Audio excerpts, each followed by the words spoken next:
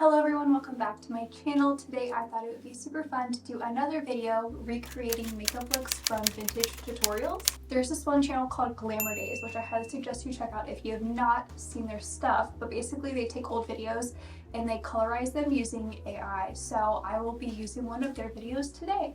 Girls, your face is your fortune, and you must make the most of it. Every girl's face tells a story, and it could be a good story. Of character, intelligence, and attractiveness. Learn to use makeup sparingly and wisely to bring out most appealingly the real you. So these girls are going to begin their makeup. And it begins with powder. A good face powder should be fine and soft. It is dusted on to a soft cotton pad and spread to cover a large working area. Gently pat the powder on the skin, pressing a little, removing the cotton pad straight outwards. Always use a powder that is of the same general tone as your skin. Once you have covered your face with powder, fold the cotton pad back on itself, and with the clean surface of the pad, dust off all the excess powder. The movements of the pad are very similar to those used to apply the powder.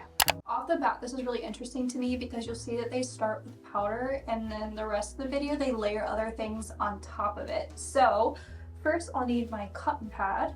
I dug up this face powder and it is actually from high school, I believe. But I mean, does this stuff go bad? It doesn't say like to throw it out after like 6 months or something, does it? Oh, 30 months. It's definitely been 30 months. Wasn't there a recent trend as well where people layered liquid over powder? I believe there was with blush, right? I have no idea.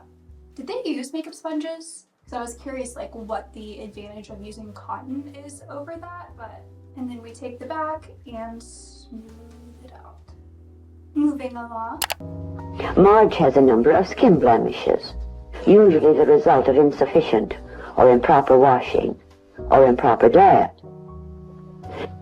That's really interesting because I wonder what they used to wash their face back then. I'm going to do some research. But also food stuff, that's so difficult because that's also something I'm trying to figure out. Like what foods trigger acne, because I mostly just get hormonal acne on my chin. And I feel like sugar impacts mine, but I also know dairy is a big thing for other people as well, but I really don't think I'm willing to give up dairy. I could do sugar though. She can minimize the appearance. I used to have like one of these little sticks back in middle school, I think, but I haven't seen those in a really long time. By using a medicated cover cream or stick. This cream or paste comes in different shades, and of course you will select the one that is closest to your natural skin tone. A little is applied from the tip of the finger, blended so that the spot is not obvious, and covered with powder. Okay, amazing. So I don't have one of the sticks. That was something that I did get rid of, and I'm not going to purchase it just for this video. So I'm going to be using my concealer, which is this is the e.l.f. Hydrating Camo Concealer. And there is this makeup artist on TikTok. I love her. I'll see if I can find her page. But she did like makeup for Selena Gomez and like everything like that, and she recommended to take a small brush and then dab it into your concealer and then put it over your spots, and that's what I've been doing for like the last year or so, and I actually really like that method. And I wonder how this is going to react over the powder. It seems to be doing fine. So I've been on a very holistic kick lately, and I've been trying to find natural ways that I can help my acne. And it's been really difficult. The only thing that's really worked for me, I would say, is spearmint tea. So I would recommend spearmint tea. My acne journey has been a very interesting experience because I don't know, I just can't, every time I feel like I understand what's happening, a curveball is thrown. In high school, I had really severe acne on my forehead and nothing down here. And then I did Accutane, and that was the only thing that actually helped. Accutane is definitely super intense though, and not typically the first treatment route, but it did change my skin type, which is very strange. I used to have really oily skin and now I have more on the dry side. Okay, I'm gonna take my finger like she did in the video and just tap that out. I'm gonna take some more powder and set this and then add a little bit to my under eyes and then I'll be right back. I'm also just comprehending that this is a high school tutorial, so it's gonna be a lot lighter than I'm used to. What shall we do about lips? They are first outlined to the right shape. The mastery of the use of a lip brush is of paramount importance in achieving an attractive lip line.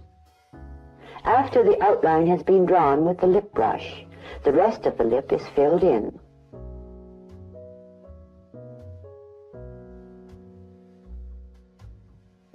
Use a lipstick of a color that complements the tone of your skin.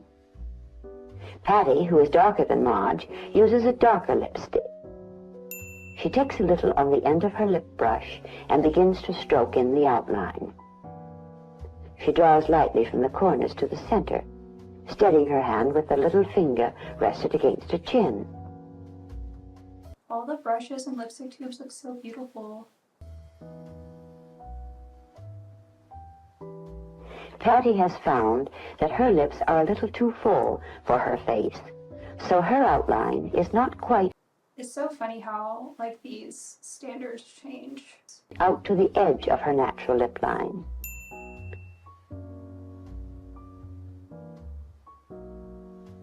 I'm trying to tell what kind of lipstick this is too. I think it's just like a satiny finish. I think probably one of my favorite things that I've ever been sent are these lipsticks from Deluxe Vanity. I'm not being enticed to say this in any way. They're just so gorgeous and the lady that owns it is so lovely. I believe there are 6 shades and they go from the 30s to the 90s, I think. This one is called Poppy and it's inspired by the 60s. It's a bit lighter. It seems like they're all using shades that are kind of a bit darker, so I think I might go for something a little darker too. But it's definitely not like a pure red unless the coloring is just totally off and I can't tell. This one might be good. This one's called Rose Garden. Okay, grabbing some on the brush. I feel like my lips might honestly be a little bit full, so I should underline them. Because you can definitely still see my lip. Yeah, I don't think I'm super into this. I think also this shade is like very similar to my lips, so you can't really tell. So honestly, I might go in with a darker one too. I'm just also thinking about, I don't know if like these ladies were like this blunt. Like when you go into like a salon or something or like a makeup store, they're like, oh, your lips are too big. You need to underline your lips, or I don't know, you know? I'm gonna use this lipstick that my grandma gave me. It's from Avon, LOL. I'm also curious for those watching, what is your favorite decade? Mine used to be 100% the 80s, and then I've just been migrating backwards. So I was parked in the 70s for a while, and I still love the 70s, but I feel like it's tied between the 60s and 70s now. But I have been told that I have like a very old Hollywood face, and my face is very round, and I have like softer features. So I feel like I definitely probably look better with like 40s, 50s stuff, but I just love everything 60s, 70s. Patty uses a tweezer to get rid of a few stray eyebrow hairs. She plucks only between the eyes and I would tweeze my eyebrows right now, but my skin is going to turn bright red, so I'll skip on that for now. below the brow, never above it.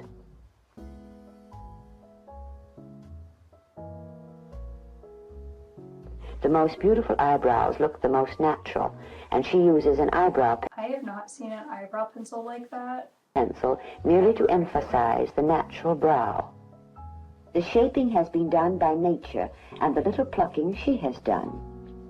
Beginning from the inner corner of the eye, she sketches lightly outward and towards the tip of the ear, not the lobe. It's like a little toothbrush. The eyebrow brush helps to train the Yes, that's eyebrow very much and that blends shape. the pencil to achieve a more natural look. Forward, not really curving down. By slightly shaping the eyebrows, great advantage can be taken of your face shape. Since I don't have an eyebrow pencil like that, and I honestly have never seen one of those in stores, I'm just going to use an angled brush and some dark eyeshadow. This is kind of scaring me. It's bringing me back to 2016. I do not want to go back. I feel like neither of them had a eyebrow as curved as mine, so I don't really know what the procedure is here. And take my spoolie. Okay. I don't think that looks terrible. They did in the video. It was kind of visible, the line and everything. Especially for light-haired girls, mascara gives the appearance of heavier lashes. For this purpose, a brown mascara is best. I really do love brown mascara. Always use colors that complement your natural color. Apply the mascara to the upper lashes only, using an upward sweep from the bottom of the lashes.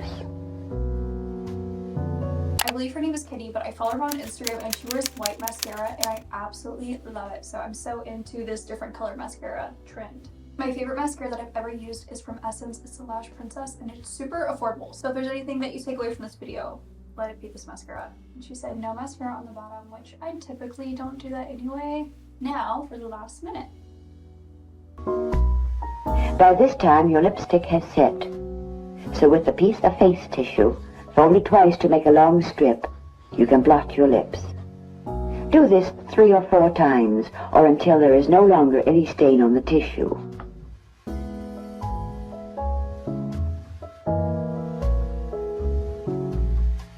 I have my tissue. 1, 2, 3, got a little left. 4. I think that's probably good. Okay. I think the last video I did, they powdered the lipstick after and then blotted or something like that, but I guess not for this one. Remember that good health is the basis for happiness and beauty. This means good food for a well-balanced diet. Oh my gosh. The AI. Plenty of rest so that your face is not drawn The AI is freaking me out right now.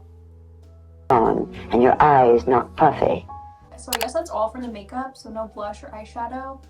I guess it is a high school tutorial, but those girls definitely did not look like they're in high school, unless it's that theory where we look like we're just getting younger. I looked like a baby in high school, so I have no point of reference. I put on the closest wig that I had to the hairstyles that they had in the video, and it definitely makes it look a little bit more 40s, 50s, but honestly, I think it looked super, super darling with this makeup look. I hope you enjoyed today's video, and if you find any of these videos that you would like me to recreate next, you can go ahead and comment those down below. Thank you so much for watching, and I'll see you in the next one.